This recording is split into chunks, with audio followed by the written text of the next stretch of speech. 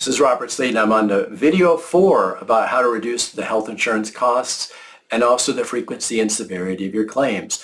We've talked about moving from fully insured, taking on some risk, right? And when you take on the risk, you can really do more things. We talked last video about pharmacy. Now we're going to talk about hospitalization. Hospitalization averages around 18% of the average corporation spend. And again, you can find all this information in the Healthcare Manifesto. It explains it. It's on Amazon. It goes into detail. These are just an overview. So what can you do about it? Well, number one is you do an analysis of where people are going to the hospital, because I guarantee you that if you're not in a rural area, if you have more than 2 or 3 hospitals within about 10 or 15 miles of each other, there's 1 or 2 that are very high quality and much lower cost than probably where your employees are going. So you could have literally employees going over to hospital A, which is the one that's advertised on the billboards and on TV. There we go. And let's say you're spending $3 million there. Whereas if you move them 5 miles over to hospital B, you could literally save $1 million, and they have the same services, a lot of times the same surgeons.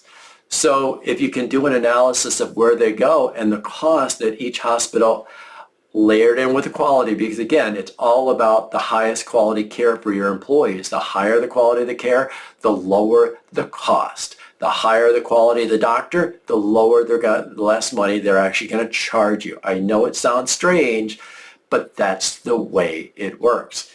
If you don't understand it, read my flippin' book. It's not that expensive. So I also suggest that you use a medical management company, preferably outside of if you're going to use an insurance carrier, you need to use somebody outside of that. A lot of them have it. It's better to use a third party because they don't have a vested interest of where you go. If you're using a TPA and designing your own plan and self-insured, just use a good high-quality medical management company. I can suggest a couple if you like, no problem. From there, because what they're going to do is they're going to work directly with the patient, right, your employee or their family, and they're going to figure out what they need. They're going to look at the highest quality doctors at the lowest cost, and they're going to make the referrals, and a lot of times they'll even set it up for them. And they're going to manage the whole issue if a person has a major claim. You know, hospitals tend to be major claims, and so that's what you do.